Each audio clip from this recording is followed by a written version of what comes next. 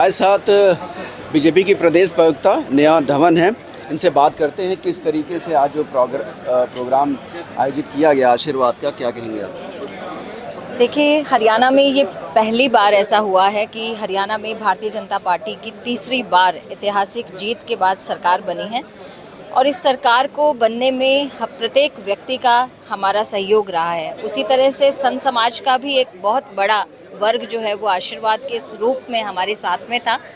और जब शपथ ग्रहण समारोह का आयोजन किया गया जिस पर माननीय प्रधानमंत्री जी ने आए थे और उस शपथ ग्रहण के समय में भी संत जो जन हैं उनको बुलाने का हमारा जो था विचार था, लेकिन उस समय ये बात रही कि एक प्रॉपर प्रोटोकॉल जो है वो संत समाज का आशीर्वाद लेने के लिए होना चाहिए, तो वो शपथ ग्रहण का एक व्यापक स्तर हो चुका था। इसके लिए माननीय मुख्यमंत्री नायब सिंह सैनी जी ने जो है एक अलग से कार्यक्रम आयोजन करने की बात कही थी और ये सरकारी कार्यक्रम नहीं आयोजित हुआ है, ये उनका एक पर्सनल कार्यक्रम आयोजित हुआ है जिस पर सभी जो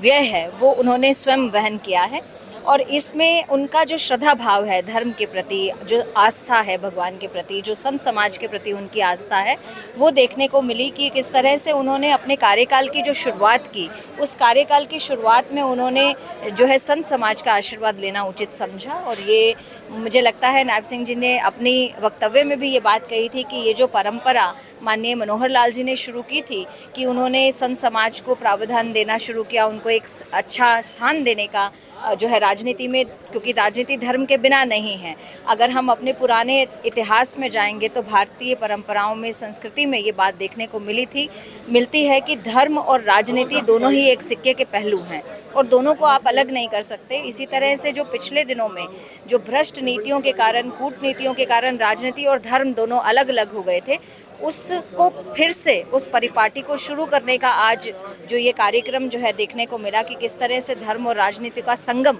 आज इस कार्यक्रम में हमें देखने को मिला। और तीसरी बार जो ऐतिहासिक जीत हुई है उस कार्यकाल की शुरुआत में माननीय मुख्यमंत्री नायब सिंह सैनी जी ने अपने कैबिनेट मंत्रियों के साथ में संत समाज का आशीर्वाद लेते हुए इसकी शुरुआत की है। ये बहुत ही सौभाग्य की बात है और मुझे लगता है कि हरियाणा प्रांत अब संतों के आशीर्वाद लेने के बाद से मुझे लगता है 5 वर्षों का जो कार्यकाल रहेगा वो जनता के मन की बात को जानते हुए